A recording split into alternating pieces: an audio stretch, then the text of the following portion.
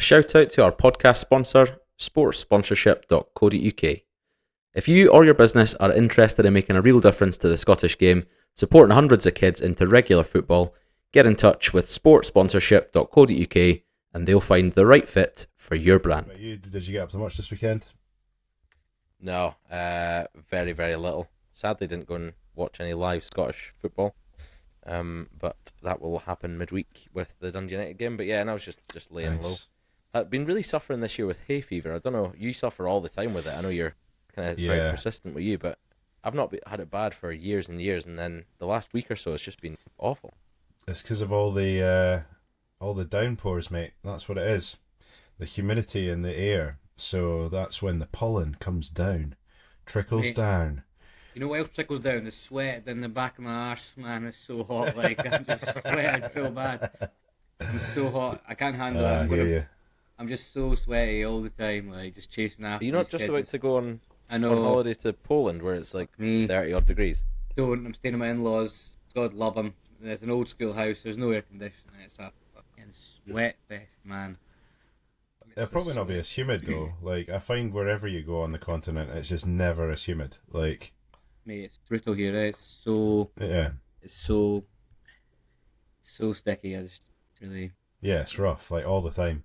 Like today, it's not even like nice to be out. It's just horrible. Like, just a big sweat fest. Yeah, it's clammy, is how I'd describe it. Clammy, yes, that's right. Well, this will be good for the listeners. So, yeah. Sorry, I'm trying talking about weather. They're experiencing it just the same as we are. They'll be sat there thinking, you know what, these guys are really onto something. They've really nailed down what it's like to live in Scotland in July. That's bloody relatable. Thanks, probably guys. Probably all the international listeners as well, because I'm sure there's loads of them. They'll probably be like, "Oh yeah, I never realised that about Scotland," and then might put them off moving, which is what we don't want to do. We want people from all over to come and live here, so we should probably change that and just say it's fantastic. The mugginess is good. Yeah, we're no reformer in here, are we? We're we like our international family. My kids got their Polish passports last week, so they're officially Polish and European now, so they can fuck off and leave me stranded here as they enjoy life on the continent, and I'm stuck living in clammy Britain.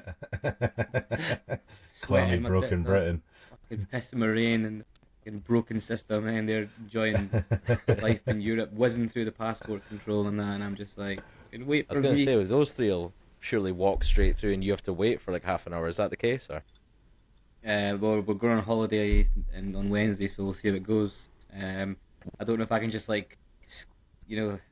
at the back and sort of just shuffle through together. You know, as a family, like you can't leave the father behind. They got to have a family group, and so maybe they'll all let me go in the European passport bit. I think of all countries, Poland are pretty strict on their no immigration thing. Yeah, so if you're going to try and sneak through. Chest, I'll say chest. Yeah, you're gonna get butt searched. You definitely look like one of them they'd pick out for the old butt search, I reckon. So I still have a purple or whatever brownie maroon passport from like 10 years ago. It expires in 2 years. That could have went anyway there. We're just talking about buttholes. I've still got a purpley brown passport. This passport. 2 years left on it. The picture's from like 2017 when I'm fat as fuck, so I look very different. So I get strange looks every time I go on holiday with this passport. But I refuse to get a updated one until it expires. Like, and the first time I ever got a new passport, obviously my parents would always like just renew it for me, and I like turned like I was 26. I had it last when I was 16, so mum and dad would have done it. And I just thought you got it for free, you know. I just thought like you just got a new passport. So like when the time came to it, I was like, "What? 70 quid to get a fucking passport?" I was absolutely spewing. So bad. Plus postage and packaging, I was not happy about that, so I refused to get it until the day before it expires, or whatever, 6 months or fucking whatever you have to do now.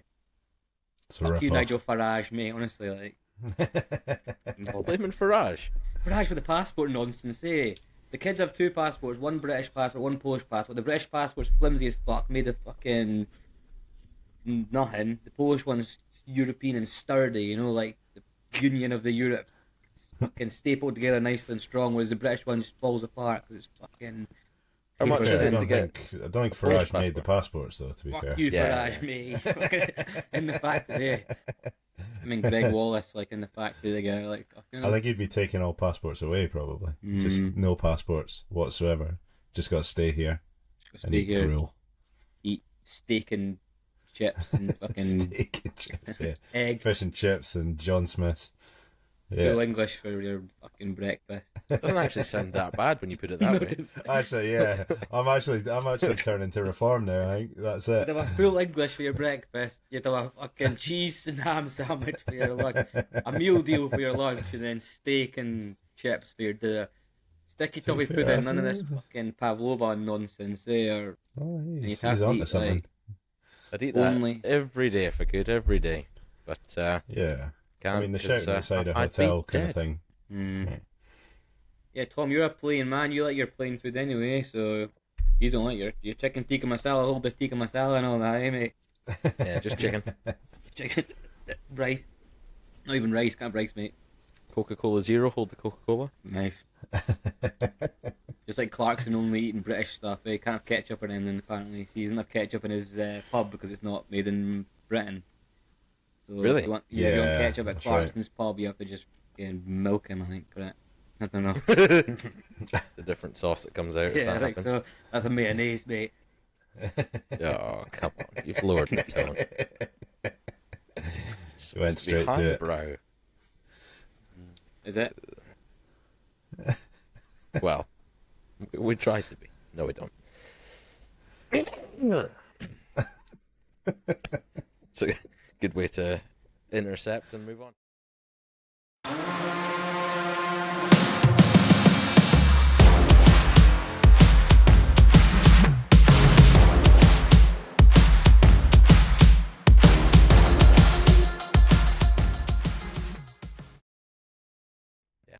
Right, let's get this show on the road and welcome all of our listeners back to the Tinpot podcast. It's episode 9, and this week we are reviewing the not Betfred Cup anymore, is it? It's the Viaplay or the Premier Sports Cup? The Premier League Sports. Cup, call it that. Premier Sports, yeah. There were some more group stage games over the weekend, so we can discuss that. And a short look ahead into the European fixtures, which kick off this week. Tuesday night at Ibrox against Panathinaikos, and then Easter Road on Thursday against Midtjylland, and United also at sorry, not Easter Road, it's away first for Hibs, and then United at home yeah. against the Luxembourgish team FC Strachen. So that is what is lined up for you, as well as our usual quiz at the end of the episode. Scores currently are 22 points to Andrew and 12 to Matthew going into tonight's ep. Sorry, what was that? I didn't quite catch that, sir. Oh, sorry. Yeah, that's 22.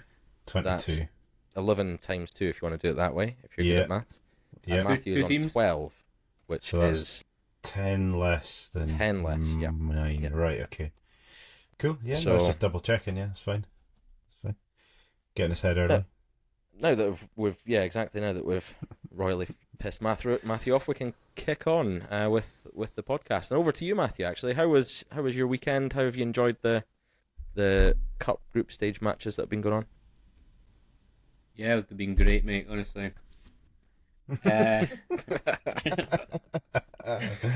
be fair, I haven't caught much of the live action this weekend. I've been busy planning and executing a 5th birthday party. So a lot of my weekend's been spent blowing up balloons and play like microphones and saxophones and a giant inflatable football, mate. Seriously, this thing was huge. It took me a while to blow it up, man. I was feeling dizzy like after blowing that bad boy up. It was my daughter's 5th birthday. I don't just like sort of host parties for children. It was actually my daughter's party. So we had a big party and a soft play, or like a Is bouncy Jim castle. Leishman going to be there, or Jim Leishman did not it's cut the been ribbon. already? Yeah, they've already crossed paths. No, it was in a Dalgety Bay Leisure Centre. Shout out to Dalgety Bay. Put on a great spread of bouncy castles. And the kids loved my giant football that I blew up. It was the highlight of their party, I would say. We shelled out over £100 on this party room with all the bouncy castles, but the kids just like to boot this giant football for an hour and chase it about. It was great. That cost me £4 in Asda. If I'd known that, I would have Genius. just gathered him in a park and booted his ball in the air, and I was just going, man. It was huge, to be fair. It was class. It was class. Sounds a bit like Stephen Presley's training plans at Dundee. Mate, it was probably more organised, I'm telling you that, mate. I was a motivational leader. I was getting them telling him, it's time for cake. Get in the circle. Trap with a weak foot, pass with a strong foot. Yeah. Simple stuff. They were loving it, 5-year-olds. mate. Less tears in a Stephen Presley training session, like that's for sure now. Yeah, it wouldn't be hard. So, I mean, yeah, I'm glad that you've had a great time at the birthday party. It's I would say it's a bit early because I'm sure your daughter's birthday is not actually till next week, but we'll let that slide. Well, I'm travelling the continent, mate. Next week, so she gets 2 birthdays then. She gets a Scottish one and a Polish one. Polish one, yeah. She'll be getting some Polish cake, just like normal cake. More cream, less icing, really, in Polish Thanks cakes. for clarifying. A lot of fruit as well sometimes. Well, sometimes bits of jelly cut up in there and mixed in with the cream. Decent. That's great. Yeah, it's alright, mate. It'll be a big spread. So, yeah. Probably and some sausage as Cool. well. Any thoughts on the football or just sticking with the cake? Thoughts on the football, yeah. Another embarrassing afternoon for Mr. S. Pressley. Yes, that's we're our main going straight takeaway. in. Well, I mean, it's the talk of the town, eh? It's the talk of the town. You don't walk past anyone in Dunfermline without saying, what about that Stephen Presley? And I'm like, mate, it's a tough start. The picture of him standing in his little Mac with his Dundee branded notepad looking a bit, lost. It's a sad sight for a once great warrior of the Scottish game. You can't deny that he's a, big tough guy. Surely, I don't get it. Honestly, I do not get him. Can't deny he's a big tough guy. No, this guy was captain of Hearts. He went was to pretty Celtic. colossal. He was They made him captain. He went to Celtic. Strachan made him captain. Clearly, this guy's a leader of men. Like, he did that thing with Romanov where they had that big interview, and like he obviously led a sort of revolution against him. What I don't understand, how does he come across differently in the changing room I don't than know. in the media? Does he just talk like that? I don't know. Like, I don't think so. Obviously, need to speculate, but I didn't actually catch the game live, but I watched the highlights a few times actually, and obviously it's pretty quiet there, so you can pick up just about anything on the microphone, but you only really start hearing him getting proper animated, and I could be wrong, around 85 minutes, and he's shouting quicker, and it's just like, mate, it's a bit fucking late for that, and another point to what you're saying about motivating people, I mean, obviously we can go on about his interviews again, gets quite samey, but there's a clear pattern in that game. Dundee were not creating clear-cut chances, but they started the game well. They started the game by applying the pressure, but as I said, without really creating too many clear-cut chances. But the second half, it was horrendous, like absolutely horrendous. They looked rudderless. I wasn't really too sure what kind of football they were trying to play, and that's after a halftime team talk. Do you know what I mean? Like, and there's then some people saying, oh well, the Alloa goal was a bit lucky. It wasn't. Like Connor Salmon would have slotted that away at the back post as well. I know it was an own goal, but that would have gone in. Like that's it. And do you know what? Alloa deserved it. They did dig in a wee bit. Dundee managed to get themselves a few corners in the first half, and were threatening around the box. But apart from, I think it was a shot on the half volley in the second half, there really wasn't much else to write home about for Dundee. They weren't dominant. I was really unsure about what type of football they were trying to play, and it only got worse after they'd had a team talk. So is he giving them too much information in a short period of time? Too much. I don't think so, information, too much. I don't think so, because the reason why I don't think so is I just don't think there is any sort of clear style at all, and I mean, yeah, that you could be right. That might be to do with the fact that he's maybe confusing them. Um, but I mean, they're playing Alloa with respect to Alloa. You keep it quite simple. You've still got a reasonable core of players that you've got from last year. I know that a lot of Dundee fans are not too happy about the business that's been done already. But you've still got Simon Murray up top, able to run rings around everyone, very physical. There's a style of play that you can slightly adapt to get yourself through these kind of games. But I just actually genuinely don't know what his style of football is. Is he trying to keep possession? Is he trying to play traditional and lump it up? Are they trying to utilize these players that do have physicality, like Murray, for example? I don't really know. I don't know, and it was like, oh well, they're trying to do something in the first half here, and they're getting a wee bit of joy, as I said, and a lot of actions happening in the Alloa first third. But the second half, I have absolutely no idea what they're trying to do. Not a clue. Like, not a clue. And especially when the chips were down, and this was when Pressley was shouting, quicker, quicker from the sidelines. It was the ball was going backwards. The ball was getting to halfway and it was going backwards. And this is a team that really, it's a cup game. You really need a goal. You're already losing. There's no points up for grabs there. Just get it up there and go for it. There just wasn't that kind of desire there. I think he's already lost the dressing room. And to be honest with you, I wouldn't be surprised. Honestly, I wouldn't be surprised if he got beaten by Bonnyrigg. And if he does, is he the first manager to be sacked before the league season actually starts after getting appointed in the summer? Like, I can't think of anyone else that has that. But has he ever had the dressing room? You have to ask them. Did he ever have any respect in the first place? The players who were still there, loyal to old Tony Dock. And who is this in Charlotte? The thing is, though, like it's as you said earlier on, though, this is a guy that has good pedigree in the Scottish game.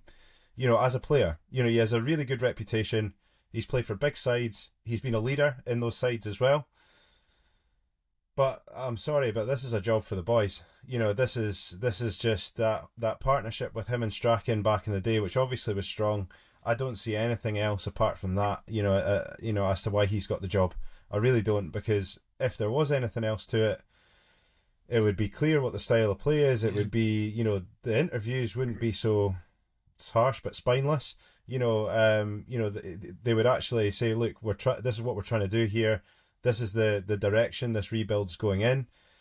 But as I said in the previous episode, this isn't a proper rebuild. If Dundee are one of the sort of mid table teams, if you like, when you're looking at who's having to replenish most and who's having to replenish least this summer. They're not in the worst position.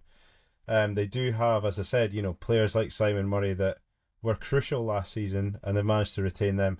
So yeah, I don't think there's any excuse for this. And honestly, if he does get beaten by Bonnyrigg, how the hell does he keep his job? Bet you're gutted, Tommy, about the way it's going for Dundee. Absolutely not. No, it's incredible. But I hold the same opinion that dressing room's gone. I agree with Matthew's point. I think he probably is trying to overcomplicate things for that group of players too early. That to me is the biggest telltale when you see a team without that lack of sort of structure or clear approach to a game. It's because if you give them a very simple plan, these are professional footballers, they'll know how to carry it out. If you give them mixed messages or something that's too difficult for them to understand, or trying to do too much too early, I think it gets lost, and maybe they go that goal down and then they don't know how to respond. Maybe they've only prepped for going 1-0 up, for example. I think it just smacks of him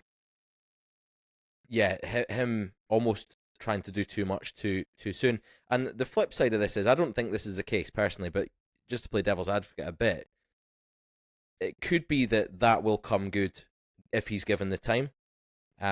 Because if he's got a clear style and a clear strategy and he's just not had time to implement it yet, if he's given the time, potentially it comes good, but I think we all agree that that's not going to be the case. I think you're both giving him way too much credit. Like, way too much credit. No, yeah, I didn't say that's my opinion. I'm saying no, devil's but advocate. you both think that he's overcomplicating things. Like, that's what you think. Is he? I don't. I just don't think he's actually tactically sound. Like, I don't think he actually has a proper plan. Does he think he is, though? Is that the thing? I think he's still got that sort of that's, opinion. You know what? I actually don't think he does, because the way he comes across in an interview, he's not confident. You know, he doesn't come across with as a guy that's convinced he's a man with a plan. He's like, well, you know, no, the man to win your games. You know, if you want somebody who's going to bring you success, then, you know, I'm not really him. You know, it's just like, well. But then what are you there for? You know, because Tony Dock was bringing through young players. You can't say that Pressley's going to do any more than Tony Docherty did, bringing in young players for Dundee and selling them on for. Well, do you know who really has something to answer for? It's Strachan. Yeah, Strachan really needs to be. He needs to be coming out, and he needs to be saying he needs to say what the plan is, though. Like, he's leaving him out to dry. If it is a job for the boys, and he's brought him on to come in and do a job just because he is his mate or whatever, and obviously that is speculation, but it looks like that. If that is the case, Strachan needs to come out, and Strachan needs to say, "Look, this is what we're trying to do here." You know, is he not director of football? So he should be really coming out and saying, well, I'm in charge of recruitment. I'm in charge of how we're delivering this rebuild, and this is how I want Stephen to fit into this. Yeah, but everyone's staying silent. Let's be having you, mate. Come on.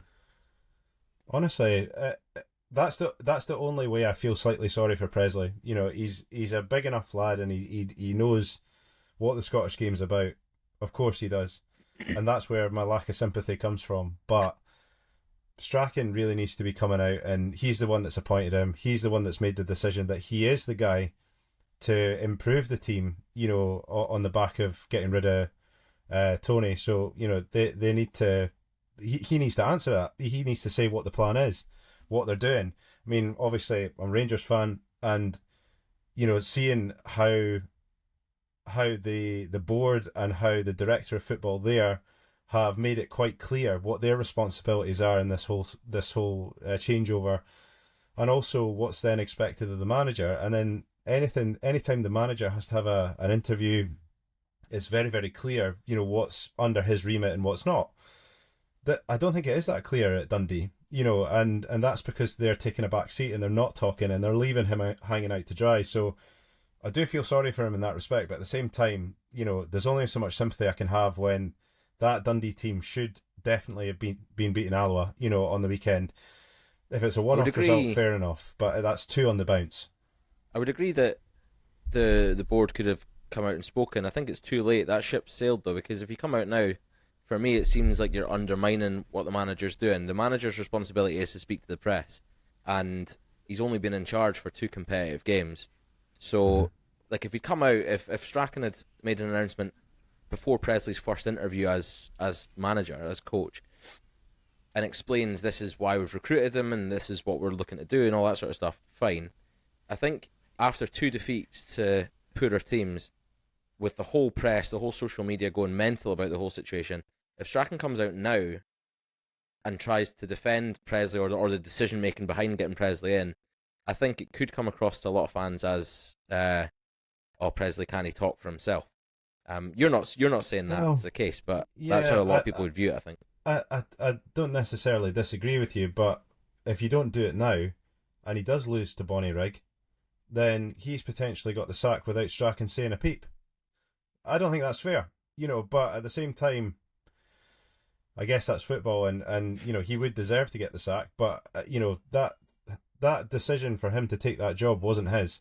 You know, that was somebody else's, and whoever's decision that was really needs to have come out at some point, whether it's already by now or they need to step in and they need to say what the plan is, because they've gotten rid of a manager who we all agree was definitely good enough to be a Dundee manager.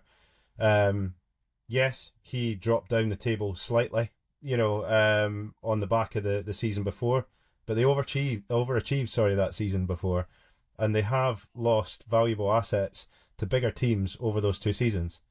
So to then go from that to Pressley with, you know, which the interviews have been absolutely calamitous, you know, everyone's taking the piss out of it, and ultimately you cannot say that has not like destroyed the dressing room. Yeah, it's And ultimately, if it hadn't, they would have totally bounced back in that Alloa game, and they would have been dominant. They weren't. So that's now Strachan left him twice, hung out to dry. I think it's poor.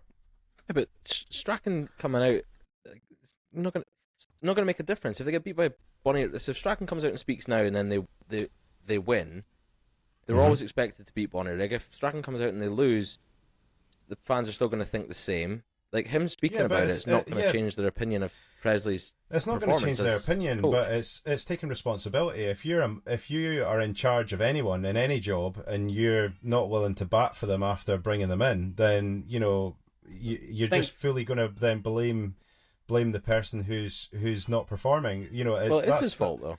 Football's different though. I think it is mostly his fault, but the thing is, it's not entirely his fault. He was brought in by.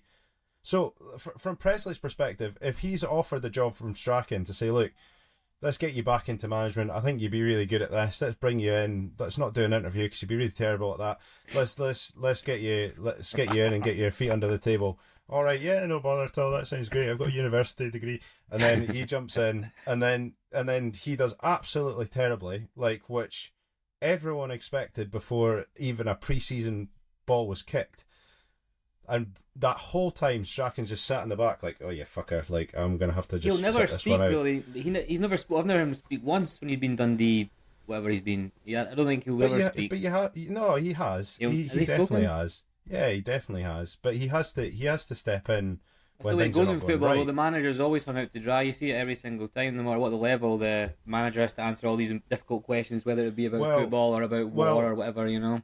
As a Dundee fan, then, if the same person's in charge of the recruitment for the next manager, I would kind of want to hear from them to explain themselves. So, if he's not willing to back him now and say this is what the plan is, and he doesn't have to totally commit, and he just says, look, this is what our expectations are as Stephen, this is what our intentions are. Yes, we're off to a bad start here, but, this is where we want to take this team, and this is, from now, he will really need to kick this into gear. Is that not all just a given, though? Like, Dundee as a football club will be expecting, by sacking Docherty for finishing 6th then 10th, you're telling the fans that your expectations are to try and be pushing for top 6. So they don't need to come out and say that explicitly, because it's a given from that. So him coming out and saying we expect Stephen to do this season, it's been a bad start, but this is where we want to get to, that's all known information anyway. If it's different if he was, say it's halfway through the season, they're absolutely nowhere near, they're, say, bottom of the table, 10 points off of 11th, and there's been no rumours of him getting sacked. The fans will be like, why aren't you sacking him? That's maybe when they speak out and say, oh, it's going to be a 2-year project or something. I don't know. But at this stage... Do you not think it takes the heat off of Stephen, though? That's the thing. Ultimately, nobody's talking about Strachan right now. They're all talking about Pressley. And obviously, the majority should. Of course they should. But there's nobody to take a wee bit of heat off him. The guy's had the worst possible start he could have had. If it is a job for the boys, then you'd expect your pal to come out and say, oh, let's take the heat off you a wee bit here. It's no skin off my nose. Why not? Because as you're saying, if it's all assumptions anyway that Strachan was making an appointment to get them into top 6, well, I'm sorry, but I don't think you could have made a worse appointment to get yourself into top 6. So how he's sliding under the radar, whilst Pressley's taking all the heat. If you actually want to see your pal have half a chance of doing well, take a little bit of the heat off him. Let the fans have a whinge about you for a week, and then give him a sporting chance to actually get a result against Bonnyrigg. That's it. But at the moment, it's only going downwards and downwards, and you see it every single day on social media, in the press, everywhere. Everyone's hammering him, and I'm not saying that's not right, but I'm just saying, I think his boss should be jumping in. He's responsible for recruiting him. He's responsible for bringing him in. He's a one that's responsible for taking that shot to then go into the top 6. Then, if that's the case, and he's not saying a word. I think that's ridiculous. Let's put a poll out then. I'll do that when we get this episode out. We'll put a poll. Should someone at Dundee, be it Strachan or someone else at board level, be coming out and speaking publicly on behalf of the club to try and protect Pressley a bit. You can either leave a comment on the YouTube page or on social somewhere or in the podcast itself, and I'll put a poll out on Spotify and Apple Music and these places. Let us know your thoughts. But for now, we'll move on from Dundee's misery, and there weren't really any other major talking points from the weekend, I don't think. The first weekend of fixtures, there was loads of upsets across the board, but apart from that Dundee one, not really anything too major. Any other games popping out at you guys from the weekend? I mean, I think for me, there's a few points, but yeah, as you said, not sort of big shocks, but you know, Falkirk edging past Cove, Motherwell edging past Stenhousemuir. It was Ayr racking up the goals again, you know. So that game against St Mirren's going to be an absolute corker. I can't wait for that. But East Kilbride, I mean, it's not an upset on the weekend there necessarily, but they are stepping up, you know, into Division 2, and they're comfortably beating Elgin, you know, and obviously it's not the first good result they've had, so it's just the consistency there. You know, when you find that somebody has a cup shock, they tend to then maybe struggle to kind of keep that flow going. You know, they're absolutely smashing it. They're top of the group. You know, like, which is incredible. They've just been promoted into the professional league. So it's I have to say that although it was just Elgin, it's still really, really impressive what they're doing there. So for me, I would say that they're the big positive highlight in this whole competition so far, and I'm actually really excited to see where they could go, because you know, obviously Matthew's not going to want to hear this again, but you know what they did against Wraith was stunning, you know, but they're really putting the pressure on St Johnstone. If Wraith get a result against St Johnstone, then you know East Kilbride have won that group. So yeah, really impressive. I'm excited for them this season. Really am. Good attractive football as well. Yeah, I think going away to Elgin, the biggest thing for me in that is that they've had 3 games in the space of 9 days or something, or 7 days. Firstly, at home to a Premiership side, really, in St Johnstone, and then going away to Starks Park, and then away to up to Elgin. Yeah, to grind out that result, especially on the weekend, away from home, long trip for them, those amateur players, really, really impressive. Yeah. Matt, any other highlights from the weekend? I saw Big Uche scored the winning goal for St Johnstone in the last minute. A classic Uche goal where he backed into the defender, turned him, we shot into the corner, set up by Stevie Mallon, who I've seen signed for St Johnstone on a year's contract, which is an interesting. By the way, I think he's heading away, not Mallon, but I think Uche's going away. Apparently, yeah. Oh, that's I was what looking I heard, forward to seeing him in the Championship. Absolute. Yeah, big dominated the Championship. Like, so, I mean, that's a good win for St Johnstone, who've started well, made some interesting signings, a mixture of experience with Stevie Mallon and Championship experience, so it'll be interesting to see how they get on. And obviously the big Fife Derby ended in defeat for Kelty. Andrew, how did that go for them? Still ahead of them in the group, okay. But it's two hard games though, isn't it? Like Livy and Killy, well Killy and then Livy, so I think it was a must win for Kelty if they were wanting to get half a chance of maybe taking a scalp from either Livy and Killy and then getting through. So I think that group is a bit of a dead duck now, which is a shame. But yeah, there's not really been any upsets there. I think it's Killy beat Livy. I think that was it. But apart from that, Killy and Livy have stayed pretty steady there. You mentioned that Falkirk got through on penalties. Tom, did you happen to see who made the saves in the shootout? I don't know. Don't we just know it was Mr. Scott Bain? Was it Bainey? 2 pen saves and a clean sheet in normal time. He's I've always said he's good. I've always said he's a cracking keeper. I've always said that. And yeah, I mean, it's no surprise he's done well there. You know, he's fantastic. I really rate him. At one point between now and the end of the season, I'll get you to admit just once that you were wrong about something. I'll get you one of these times. But yeah, it's too early to say. But just for the joshing. It's amazing for him to keep a clean sheet against Cove. You know, a League One side. So yeah, really good actually. No, really impressive from Scott Bain. Really impressive. See, St Mirren banged 8 past Anne in Athletic with a good comeback for them after their. Yeah, that's how you bounce back, innit? Yeah, that's how you bounce back, mate. Yeah. That's how you bounce back. 8 to be and fans going that trip home, eh?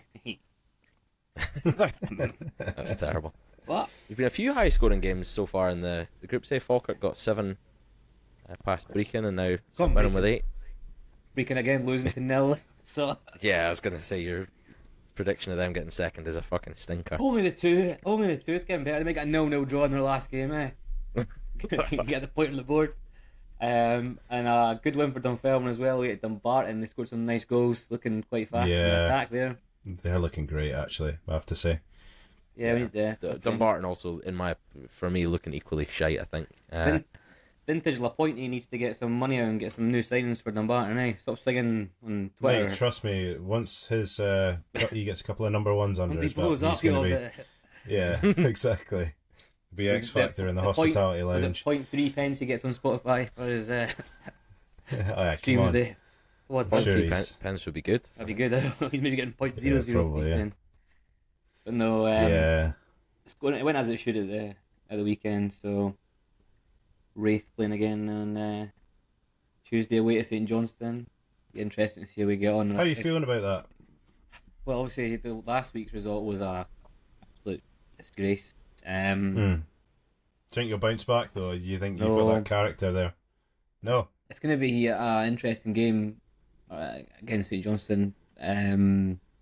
Obviously, they're rivals, you could say, for if we have aims to challenge for the league title or at least get in the playoffs.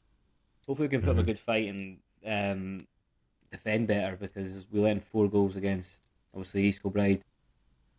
We let in a few goals in the friendlies as well, so it's been a bit worrying trend. So hopefully they can shore things up, maybe refresh the team a little bit. Robson's been keen to sort of stick with the same team for a lot of the friendlies and a lot of the first 2 games of the League Cups. I'd like to see some different variations in attack, perhaps.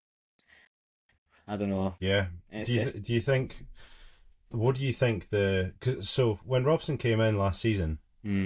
I thought he was thoroughly impressive. What do you think is the big sort of changing factor or factors, I guess, because I mean you're not saying obviously only when you lose to East Kilbride, and we are hamming up at East Kilbride big time because they have been really impressive, but when you lose to a lower league opposition, obviously it does dent the confidence, but it doesn't feel like you're feeling overly confident going into the St Johnstone game. Like where do you feel the sort of differences and why do you think that is? I don't know. I mean, we ended the season with a 10-game unbeaten run. We only missed out in the playoffs on goal difference, or I think maybe 2 points. So we closed the goal difference and lost because Farage got a jammy win against Livy away. So they were pretty confident. I don't know. I mean, I'm still confident. I mean, Robson's done a decent job. There's things he can improve upon. I think his squad rotation and his substitutions can be a bit better. I think he likes to stick with the same sort of team if they're doing well, no matter who the opposition are. So I'd like to see him change up a bit. I've made some interesting signings, and there's players he doesn't really use that much. So have you got the depth to change it up enough? Like I think there's a few attackers positions? He could play. Defensively, he likes to play the 3 centre halves. I don't think there's any real cover there. A couple of wing backs he could bring on. I think we find an exciting young player from the National League in England called Chin.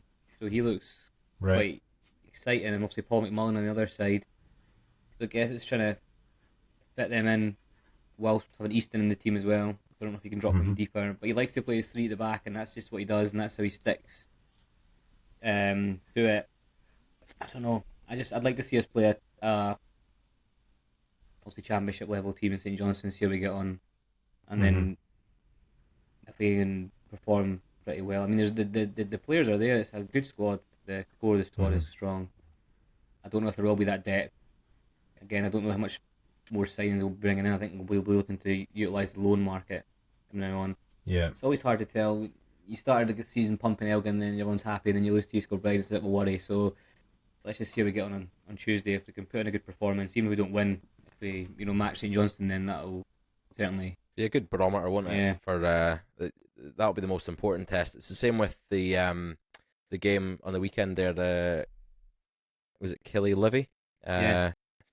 Like to see both of those Premiership teams going up against each other. I think that's the only group with 2 Prem teams in it, isn't it? So it's interesting to see those games being played at this stage and seeing who comes out on top. But moving on from domestic action very quickly to discuss some European ties that are happening this week, just to give a bit of a preview. And we've already discussed this when the draw was made in a lot of detail, so it's just really 3 each fixture, chatting to you both about who you think's gonna, or how you see those matches going. So we'll go in chronological order, starting with tomorrow's game at Ibrox against Panathinaikos. Only right to start with the Teddy Bear. How do you see that one going, Andrew? Yeah, it's really difficult to say, to be honest, just because of the way pre-season has kind of been for us. It looks like we maybe had a slightly more settled 11 in our closed door game with Dunfermline, but it seems from Martin's interviews there's a lot of business still to be done in the market, so I don't think we're really going to have a nailed on or near nailed on kind of starting 11 on this for this Panathinaikos game. Hamza and Dessers will not be starting. They're not fit enough yet, so it will be Danilo up top. But to be fair, he's actually been all right through pre-season. So if I had to sort of nail a score down, I'm going to say Rangers 2-1. I think it will be both teams to score. Rangers have conceded a bit in the pre-season there, and also the defence is quite new when you're looking at Max Aarons at the back. Giga stepping in there as well. I reckon Suter and Tav will probably be there to kind of keep it steady. I don't think they'll pop in players like Fernandez quite yet. So yeah, I just think with the freshness of the back line and also just the squad in general, I reckon that they'll concede. But I'm interested to see the style of football, really. I really hope we do get through these 2 legs, because it does mean we get straight into Europa group stages. So that'll be a huge reward. Otherwise, I think it's actually quite a tricky path to even get yourself in the Europa League. So I'll stick to 2-1. I think Rangers at Ibrox, good atmosphere. Hopefully the crowd get behind the team and there's a high intensity there. I'll stick with that scoreline. Fair enough. Desser's not quite cut the weight from the all-inclusive buffet, by the sounds of things. Matthew? I'll keep it short, mate. Score draw. Score draw. We're not nailing on a 1-1 or a 2-2, just... Between a 1-1 and a 4-4. Just any of those variations, mate. Just 4. Raging if it's a 5-5. I know. I think there'll be a lot of goals. I think there'll be goals. Really? Goals galore, mate. It'll be a 1 for the neutrals. Classic. Yeah, could be right. I don't know. Andrew's gone for a win. You said draw. I'll be negative and say that it'll be too much too soon for a Rangers team that's still gelling and a new manager that haven't really been tested pre-season. So yeah, I think the Greek side will have too much. It's going to be, like you say, goalsy though. I'll go 1-2. Yeah. The thing is, 1-2. it's weird, because I can't even really massively disagree with either of your predictions. Like that's where we are right now. So, it could be anything. It could be one anything. of us will be right in terms of a result. Yeah. So, No points to someone. Yeah, well, I'm always right, so should be fine. Well, yeah. I'll get you one of these times, you pesky. I was going to say a bad word. Right, on to Hibernian then, away in Denmark on Thursday night. I'll come to you first, Matthew, on that one. How do you see that going? I'm not feeling good for Hibs, I'm afraid. I think they'll get beat quite easily. 2 or 3-0, I think. Maybe get a goal.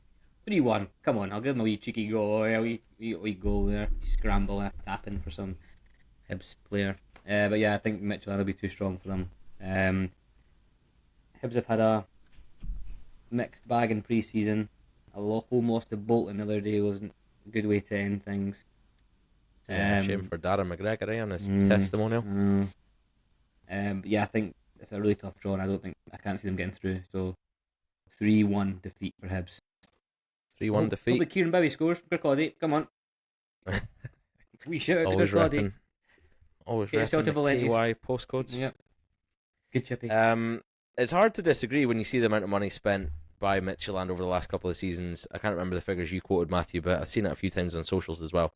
They're really, really powerful. Historically, they've been a Champions League side over the last 5-6 years. So, yeah, I'll say similar to you. I think 2-0 to Midtjylland, but obviously hoping for a Hibs win. Andrew? Well, you were optimistic last time we spoke, I think. Yeah, I tipped Hibs right at the very start of this pod. But, yeah, I mean, the pre-season's not been great. To be fair, quite optimistic games, some of them anyway. I think it was it Ajax? Yeah, they played They Ajax. started off Yeah. with Bournemouth and then Bolton. So, I mean, Bolton are not as good a team as what they're going to be playing this week. So yeah, unfortunately, I can't really disagree. I do think they're going to find it very difficult, especially away from home. They really, really need the opposition to be at their worst, I think, to try and get something from that. So my head is saying that they're going to get battered, but I'll go with my heart and I'm going to say they'll squeeze a wee 0-0. 0-0. Yeah, Scud a piece, as it was once known. Yeah, I can't disagree too much with that. I think a draw is possible. Especially with they've had those decent tests in pre-season, haven't they? Come up against good sides of a similar level, albeit they're in friendly. So perhaps the starting 11s that those teams have put out haven't been the same. But well, the thing is, the opposition that Midgetland or Midgetland or whatever the hell you pronounce it, but Midgetland. But they've played Bratislava and Dynamo Kiev and beaten them quite convincingly. So yeah, it's Hibs need a bit of luck basically. That's what they need. They need a wee bit of luck. Just get out of there unscathed would be the best thing, and then take it back to Easter Road. The fans really need to make that a cauldron and bring the atmosphere and give it half a chance of getting through. But that's really the only way that they'll do it. Yep, the luck of the Irish. And finally, moving on from Hibernian to Dundee Hibernian, or Dundee United as they're now known, for our home tie, which I will be attending, my first ever Dundee United European game, which is embarrassing to say at 30 years of age, or 31 now. And I will kick us off by saying I think we'll win fairly comfortably, but it won't be like a crazy scoreline. I'd be really, really happy to see us come out there with a win and a clean sheet. But I'll say 2-0 again to United. I don't think anyone in Scotland knows much about this team. So you can't sit here and fib and say, oh, they're play this type of style and blah blah blah. No one fucking knows. But given the fact that they've only been in that top flight for a little over a decade, it's I think second time they've finished this high in the league since they've come up. We had a strong season last year, so yeah, surely a home win. The teams they've played in pre-season as well, I literally don't recognise any of them. And I think the only team from their league that I recognise is Progress Niederkorn, which absolutely brilliant side. Yeah, I mean it's a side that United really should be beating. Especially at Tannadice. I think anyway they've not had the best pre-season. Drawn with Arbroath, with St Johnson, Oldham as well, and then I think he lost to Swirl. It's not the best preparation for it, but at the same time, just due to the poor stature of Una Strachan, I think that you should beat them. But it's a tough path after that, if you do get through. So, I would try and enjoy this and get a wee bit of momentum, going into that next round.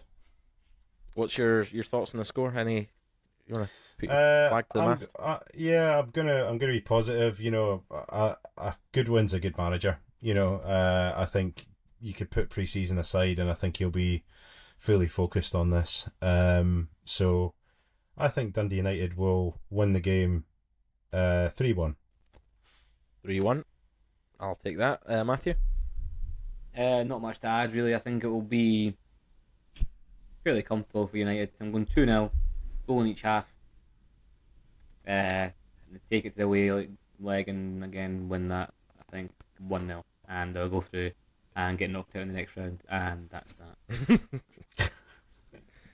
Thanks, they'll win this game. So hopefully you enjoy your first United game ever, and there'll be tears at the end walking back. First United game ever. Is it a sellout? Doubt it. Pretty much, yeah. I got one of the last pair of tickets pretty much that were on sale in the sort of front row of the Seats shed. all nailed down in the away end, mate. Near where the away fans. I don't know how many we've sold, but it would be good if there were some Luxembourgers in town. Be good for an old shirt swap, I think, if you got a Luxembourg shirt, like an Una Strachan jersey for the wardrobe. But yeah, it should be sold out. I think the Jerry Kerr might not be open for sale yet, but it probably will come match day for any walk-ins. So Nice. yeah, be good to get That's a great. full house That's really on a good. nice sunny evening in Dundee. Absolutely. We're all we've gone from all the negatives of Dundee FC to all the positives and all the jubilant chat about the tangerine side of the city. And for more positivity, tune in to the next 10 minutes where you'll listen to Matt Crumble in our weekly quiz, Home or Away. Come on, I'm high on Revels, mate. I'm feeling good. In a world where sponsorship is more accessible than ever, that world exists at sportsponsorship.co.uk. Whether you're interested in making a difference to your local community or further afield, or perhaps you're looking for access to tens of thousands of followers online to push your brand further than ever, get in touch with sportsponsorship.co.uk. That's sportsponsorship.co.uk. The scores, as I said at the start of the episode, are 22 to Andrew and 12 to Matt. And who is it to start this week? Does it matter? I don't actually know. Andrew to start, I think. No, wait. I'll go with it. No, I'll it's go you with that. you to start, Matt. No, is it really? No, I think I went. Because you had Noel Hunt last. that was- Yeah, you had Noel Hunt started second. Noel Yes, Hunt. that's No, right. first Yeah. Noel Hunt. He had. No, No, he Hunt, was no second. Hunt was at the end. Who Definitely. did you get first for it last week? Andrew, who was it? And I knew it was it. Connor Salmon. Yeah, I fucking knew it. Connor Salmon. Yeah, that's right. And I'm surprised nobody's tried to have a go at me saying that he's an easy person, Connor Salmon. I thought, in hindsight, What do you you would mean? have had a go at me. Because he was a home person, wasn't he? He was meant to be with the easier route, Connor Salmon. No. Yeah, he was. He's I a- mean, I just was surprised he was capped. Really, to be fair, but Did you get it right? Yeah, that's what I mean. They got it wrong. Did they get it I think, right? I think Got I it- got it right. Yeah. You got 2 points, yeah. Fuck's sake. Guessing. So yeah, over to you, Matthew. Are you going home or away? Hell. Let's go away. He's going away. Ooh, Okay. bold. Clue number 1, worth 6 points if you Oh. guess correctly at this stage. He is a Canadian midfielder with 8 caps and 1 goal. How many caps? Sorry. 8. Well, we know it's not Caps. Arfield or Wotherspoon, right? Because we talked about these boys before. Ah, yes, Yeah, I remembered. Yeah. The old debate. I don't fucking know any more Canadians, man. The fuck? Just go to the next one. Eh? Next clue, worth 4 points if guessed correctly. The boys He with has them- played for Falkirk, Walcott. Dunfermline, Dundee United, and Cove Rangers. Ooh.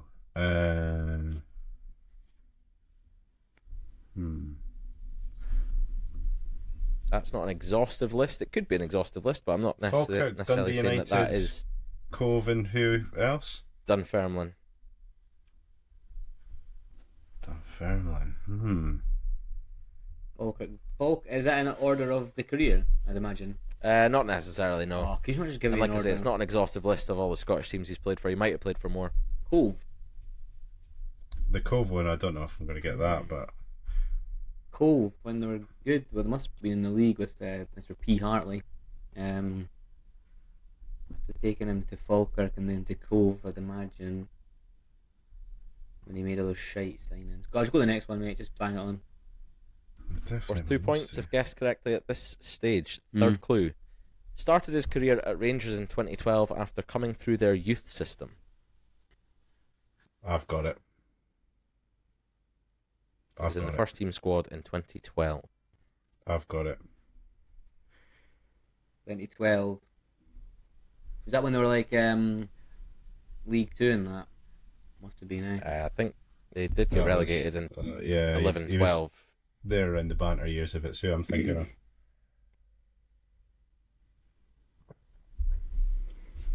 Again. Struggling again, mate. It's a name you'll definitely know, but it's an away question for a reason. It is. Did you see the midfielder?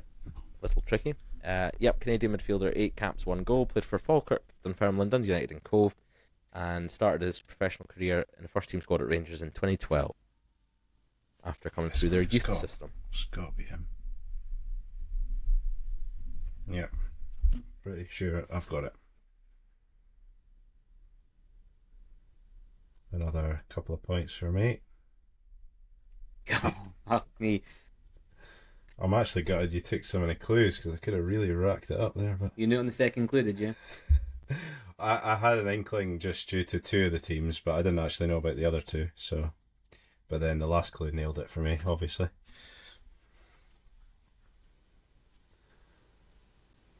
Don't want to have to rush you, but I think I might have to. Come on, Struggy. It'd be a Rangers good player. Right. How many points are at stake here, Tom? 2. 2 now. Bzz, out of time. Come on. Surely. A Canadian take a stab. Winger.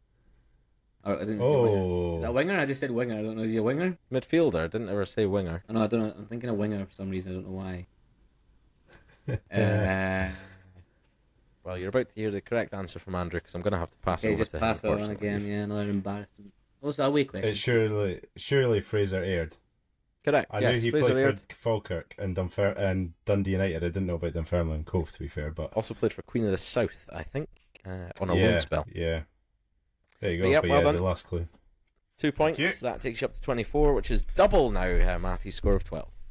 Nah, that is a recognisable name.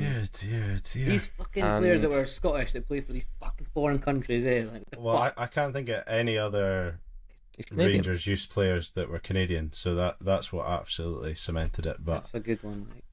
It's a good Yeah, there you go. question, mate. Well done. Over to you, Andrew. Are you going to Go away, risk it for Andrew. biscuit Come on. and go away? You're doing really well, mate. There's not really anything to lose at this point, but yeah, do you know what? I will go away. yes, we've convinced him. Excellent. Clue number 1, worth 6 points if guessed correctly. Fuck me. Right. He is an uncapped Swiss defender. Okay. Uncapped. Any other? Just that's it. Just that. Yeah, that's your clue. Uncapped Swiss defender. And obviously has been involved in Scottish football at some point, but that's a given by the. Swiss bliss. Right. Let's have a think of any Swiss defenders. God's sake. You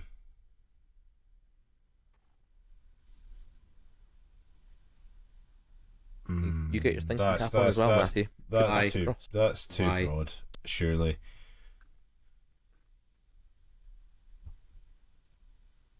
I can't even think of who. No, I'm gonna have to go for the next clue. That's way too Next broad. clue? I can't. Yeah. No problem.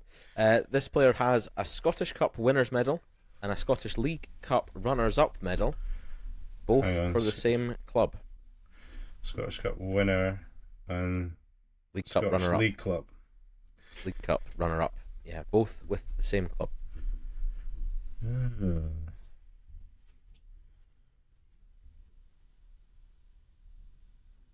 Right, so I'm thinking the big teams then. Welcome to big school.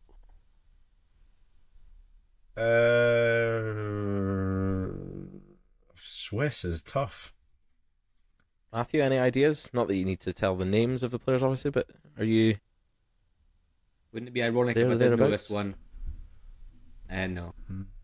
Cards close to the chest, I like think it. he is Yeah. actually Swiss. Is I'm he? easily bought. If you ever need to cheat your way to a win. I got accused of cheating before and actually throwing me off my game. Defender. Nah, It's not that's been the same since the The accusation. slanderous accusations have made me Oh, retreat to my That's shell. not right. Squashed a Oh. spider. I'm gonna have to go for the third one. I thought I had it, but then I remembered he's not a defender, so that Third actually clue. don't even Swiss. Worth 2 points if guessed correctly here. This player has over 40 appearances for both Dundee United and Ross County, but has never scored a goal for either of those teams. The goal point is added on, really. Don't need to know that, but has over 40 league appearances, I should say, for both Dundee United and Ross County. So that's over 40 What? for each. Over 40 for each, right? Okay. Yeah. Yeah. Fucking hell. That's thrown me off because I was just thinking about Rangers and Celtic players. So he won the cup for United, I'd assume. I don't know. That wasn't the clue, just that he had a Scottish Cup winners medal. No, I think he was. I'll write it down anyway, but You should never have been convinced to go away. Doesn't matter, does it? Your tactics have changed. I don't think he must have been Swiss though. It's not. He definitely didn't play for either of those teams. I can't even actually hazard a half decent guess. No, To be honest, that's all right. I don't think so. Up to clues, yeah. The second clue, I thought I had it.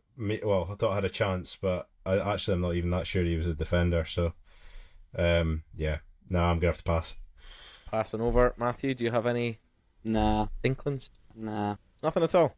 Can't think of any Swiss players, mate, to be fair. Can't think of any Scottish players, can't think of any He's fucking Croatian. Canadians, mate. A Swiss player for Dundee United. I'll give you 30 seconds to I ponder. don't think he played for Ross County.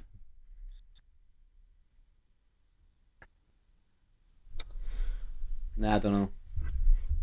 Nope. Nah. It's got past you both. His Scottish Cup winners medal was for Dundee United, as was his League Cup runners-up medal in from 2008 against Rangers. It is Mikhail Kovacevic, Oh my A god. Swiss or name. Is Kovacevic, if you will. that who you had, Andrew, in your mind? He's not writing it down. Oh, he has! Kovacic. Does it sound Swiss, Oh. does it? I put Croatian underneath. It's not a Swiss name. Oh, that's devastating. Oh man, no way. I had was it Vega for Celtic? Was he Swiss? Ramon Vega. Yeah. Varga, maybe? I don't know, but Yeah. I had him down, and then when it came to clue 3, I was like, I'm pretty confident he didn't play for Ross County. Or that's really annoying because I've written Croatian right underneath it as well. Could have been. Be interesting been. to know if any of the listeners get that after clue 1, 2, or 3. Because Yeah, I the think it's the name- first time that a player neither of you have got after it goes all the way. Yeah. The names are... Yeah, tricky one, eh? The name's not Swiss. I was so- just like, that's Yeah. surely not Swiss. No. But maybe he was Threw like you off a bit. born there or a Yeah, granny there or something like that. It Took does 3 very clues to Canadian. get Fraser Aird and then 3 clues at Kovacevic, and neither of you got him. So yeah, trickier this Yeah, week. Andrew, you But idiot. yeah, you fucking God, study harder. Oh, an idiot, man. Can't even fucking get it. And so concludes episode 9. Another fun-filled hour for all involved. I'm sure you'll all agree. Thank you for you both joining me this evening. Thanks to the listeners. If you want to hit us up on the socials, it's at Tinpot Pod or on YouTube, Spotify, Apple Music, everywhere that you get your podcasts. And until next Tuesday, see you later. Bye.